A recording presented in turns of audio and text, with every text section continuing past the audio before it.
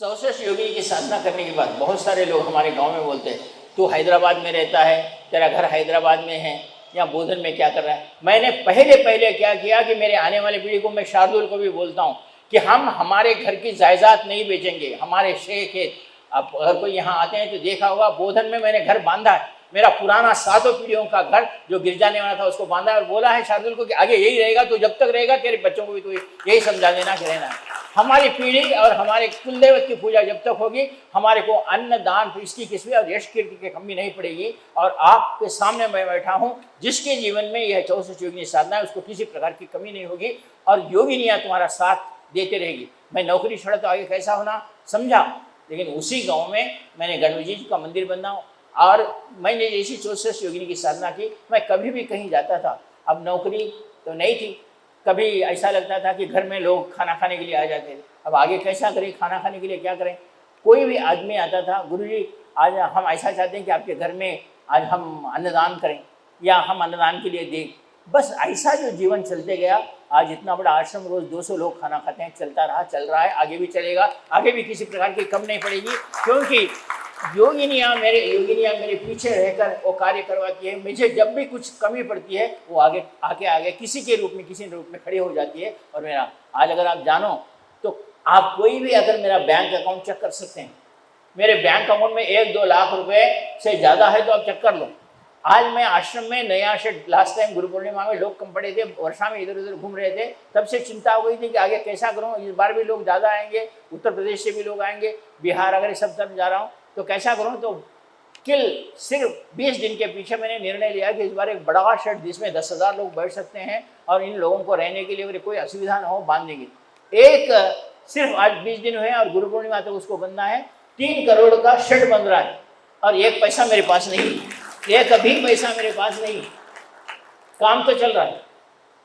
मैं आपको कहता हूं, जिसके जीवन में 64 योगिनियों की साधना हुई, वो योगिनियां भगवान की कृपा से, कुल देवता की कृपा से तुम्हारे सारे शापों का, तुम्हारे सारे दोषों का निवारण करते हुए तुम्हें अच्छी नौकरी, अच्छा पैसा, यश, कीर्ति सब कुछ प्रदान करने वाली योगिनियां तुम्हारे साथ है। जीवन में आज वह दिन है जो योगिनी एकादशी के नाम से जाना जाता है। स्वयं श्री कृष्ण ने युधिष्ठिर को कहा था,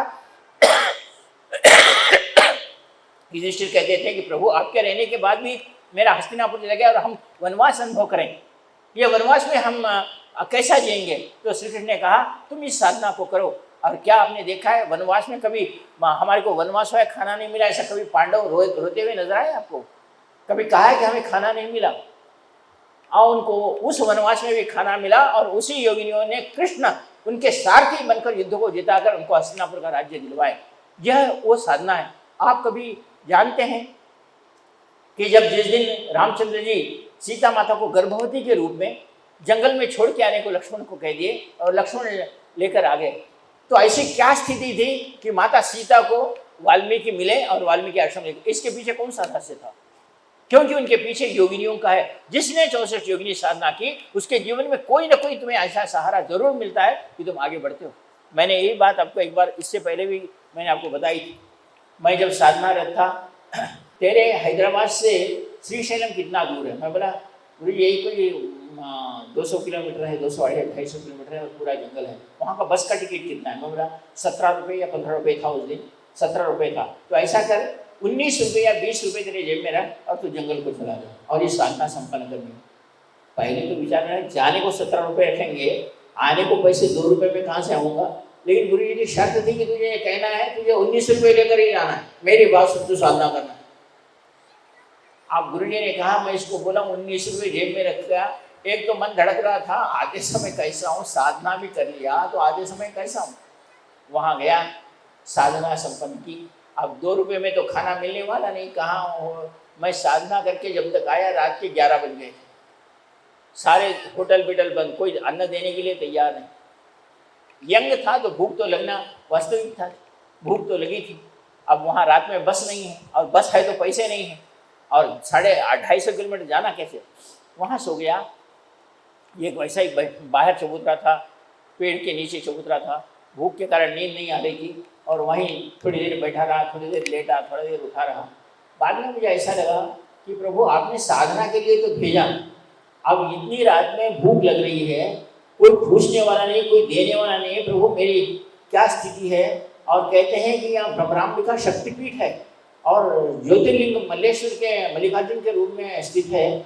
अगर माँ बेटे को भूखा नहीं सोने देती तो मैं आज देखना चाहता हूँ कि मेरी साधना और आपका भेजा हुआ कुछ कार्य है तो ये आज मेरी इस रात में भूख मिटेगी। उसमें रात में 12 साढ़े 12 बज रहे थे। अब मैं वहाँ कहते हुए मन में दिल लिया कि आज मैंने साधना सही की है और गुरु जी का साधना कहने का विधान सही है, तो मुझे मेरी इस रात में भूख मिटेगी कैसे।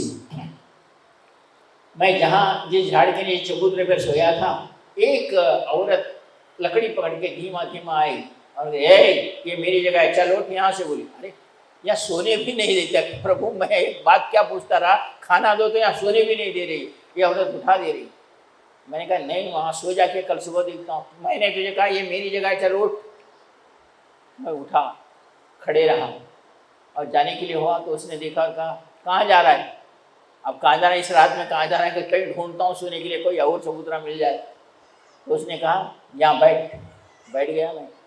तो अब क्या, कहाँ से आ रहा है, क्या है, वो पूछने लगी। अब मैंने बोला इस बुढ़ी को क्या बोलूँ मैं, कहाँ से आया, मेरी क्या परेशानी है, क्या साधना है। उसने माँ तेरा तू काम देख ले, मेरा मैं काम देख लेता हूँ, ऐसा मैंने उससे कहा। हाँ ये बोलते जा, माता को दोष दे, अन्नपूर्णा है तू, तेरा बेटा भूखा है, तू देखते रहे, ये बात बोल। वो बात बोलते हैं मुझे रोंगटे खड़े हो गए कि इसको मैंने बोला, इसको कैसा पता चला। इधर बैठ जाओ उसने कहा। और अपने झोली में से, समझो साड़ी में से, एक द्रोण रहता है। द्रोण में तेलंगाना उधर में पुलिहोरा मिलता है। पुलिहोरा का मतलब एक प्रकार का पीला अन्न, पुलिहोरा बोलते हैं, जैसा खिचड़ी की तरह रहता है, चित्रान्न के जैसा हम बोलते हैं। उसने वो द्रोण में चित्रान्न निकाला और कहा यहाँ बैठ। मैं बैठ गया, ये चित्रान्न खा ले। ये चित्रान्न कहाँ से निकाली। मैं देखा तो मैं बोला कोई सुबह 3 दिन का कहीं भीख मांग के लागी होंगी, मुझे इस रात में चित्रान्न खिला रही। लेकिन जैसे ही मैं उस चित्रान्न को छिया, इतना गर्म था। मैं देखा इतने रात में गरम गरम चित्रान्न ये कहाँ से लाई। और मैंने वो चित्रान्न उसके पास से लिया, गरम देख कर कहा ये बूढ़ी माँ ये चित्रान्न इतना गर्म है कहाँ से लाई, तुझे क्या करना है। तूने माता को प्रार्थना की थी ना कि मैं यहाँ भूखा सो रहा हूँ, अन्नपूर्णा जहाँ हो, महाशक्तिपीठ जहाँ हो, वहाँ उसका बेटे को भूखा रखती है क्या, ऐसा तू बोला ना। मैंने कहा बोला तो ये तुझे कैसा पता चला। लेकिन भूख के कारण मैं द्रोण में बैठकर खाना खाने लगा। वो पुलिहोरा जैसा ही खाया और मुझे लगी प्यास लगी, पानी के लिए कहाँ देखूँ। तो पीछे देखता हूँ एक मटके में सुराही में पानी रखा हुआ है और पीछे देखता हूँ तो वो बूढ़ी नहीं है। इससे बड़ा उदाहरण नहीं दे सकता कि बूढ़ियाँ कैसे। तो कभी भी तुम्हें कहता हूँ, कभी गुरु के वाक्य को झूठा नहीं करना। आज मैं गर्व के साथ कह सकता हूँ, जितने भी साधक मेरे पास तारा साधना करने के लिए आए हैं आश्रम में, मैं उन सभी को कहा है कि तुम जंगल में जाकर साधना करो, तुम्हें आखिर अच्छा हो बुरा हो मैं देख लेता हूँ। और वो साधक आज भी 5-5 दिन जाकर साधना करें, और जो साधना करें वो आने वाले दिनों में ऐसे ही शिविर बनाएंगे और ऐश्वर्यवान रहेंगे। ये मेरी, जिसने गुरु पर भरोसा किया, फैन के नीचे बैठकर साधना तो कोई कर सकता है। मैंने बहुत बार कहा है कि तुम्हें 10वां विद्या में साधना करना है, तुम अकेले जंगल में जाओ साधना करने के लिए। बेटो देवता ने उसका बाप आएगा तुम्हें साधना करने के लिए। तुम अगर श्रेष्ठ हो, तुम गुरु पर विश्वास करते हो। और आज मैं ना उत्तर भारत से लेकर बहुत सारे लोग, मुझे ऐसे फोन रोज आते हैं कि गुरुजी आज हम जंगल में तारा साधना करने के लिए जा रहे हैं। मुझे गर्व होता है कि मेरे बात पर, मेरे वचन पर खड़े रहकर आज साधना कर रहे हैं। और आने वाला कल बोलेगा, यही लोग बोलेंगे कि हम ऐश्वर्यवान हुए। मैं तुम्हें यही कहता हूँ कि जिस सर्वश्रेष्ठ योगिनी साधना को करते हो, योगिनी किसी न किसी प्रकार से अपने को साधना करने के लिए देवताओं की कृपा मांगती है। उसी दिन मैं यही सोचता हूँ कि अन्नपूर्णा के पास वही योगिनी गई और तेरा बेटा यहाँ भूखा सो रहा है तो कुछ ना कुछ कर, तो स्वयं अन्नपूर्णा ने आकर खाना दिया। आज भी मुझे परसों एक फ़ोन आया था, गुरुजी हम तारा साधना के लिए यहाँ बैठे, बहुत बड़ी वर्षा हो रही है और यहाँ सांप निकला। मैं बोला कोई चिंता नहीं, उस सांप को बोल तुम यहाँ रहेगा, मैं साधना कर रहा हूँ। बाद में वो आधे घंटे में फ़ोन करता है, गुरुजी सांप कहाँ गया पता नहीं, मेघ भी नहीं बारिश नहीं, हम साधना कर रहे हैं। जरूर तुम्हारे साथ गुरु खड़ा होगा। तुम एक बार अपने शरीर को त्याग करके दे देखो, साधना में तपस्या में अपने आप को त्याग करते देखो, देवता तुम्हारे सामने खड़े रहेंगे। देवता तुम्हारे सामने लालायित होंगे कि इस तपस्वी को मैंने ये बात भी तुम्हें बहुत बार कही है, चाहे रावण हो या चाहे हिरण्यकशिपु हो। आपने देखा है वो साधना करने के लिए जंगल में बैठे थे, जंगल में अकेले रहते थे, उनके ऊपर इंद्र तूफान बरसते थे। जब कभी भी हम साधना करते हैं, अड़चन आ रही है तो समझो तुम साधना में सही मार्ग पे हो। अगर बिच्छू निकला, सांप आया, लोगों ने कोई तुम्हारे को उठाने के लिए कहा, बारिश आई, ओले पड़े, तुम्हारे ऊपर पसीने छूटे, तुम्हारे बुखार आया, तो समझ लेना तुम साधना के सही मार्ग पर हो। तब तुम उस साधना को उस समय वैसे समय साधना को पूर्ण करो, देवता जरूर तुम्हारे साथ आएंगे। लेकिन भाग मत जाओ कि बुखार आया गुरु जी मैं छोड़ देता हूँ, शाम पाया मैं साधना छोड़ देता हूँ, ऐसा आपका जीवन का मत करो। कुछ भी आने दो, मैं ये साधना को पूर्ण करूँगा, आप करो और देखो रिजल्ट। मैं आपको यही बात कहता हूँ, हिरण्यकशिपु आया या फिर रावण आया, कोई आया, क्या शिव जी को पता नहीं था? क्या ब्रह्मा को पता नहीं था? इसको अगर मैं आशीर्वाद दे दूं तो ये कल के दिन बुराई करेगा। हिरण्यकशिपु ने धूम मचा दी थी, भस्मासुर ने शिव जी के ऊपर, भस्मासुर को वरदान देने वाले शिव जी ही, और वही भस्मासुर उनके सर पर हाथ रखने गया। क्या उनको पता नहीं था कि ये भस्मासुर मेरे ऊपर ही आएगा? लेकिन हर देवता को, तपश्चर्या करने वाले को फल देना ही है, वो बाद में कुछ भी हो। परीक्षा में तुम्हें पास हुए तो तुम्हें उसका फल देना ही है। तुम अगर साधना करते हो तो उसका फल तुम्हें देना ही है। बाद में तुम उसका अच्छा बुरा करेंगे तो अच्छा बुरा फल होगा, ये बात अलग है। मैंने इससे पहले बहुत बार आपको उदाहरण देकर कहा है।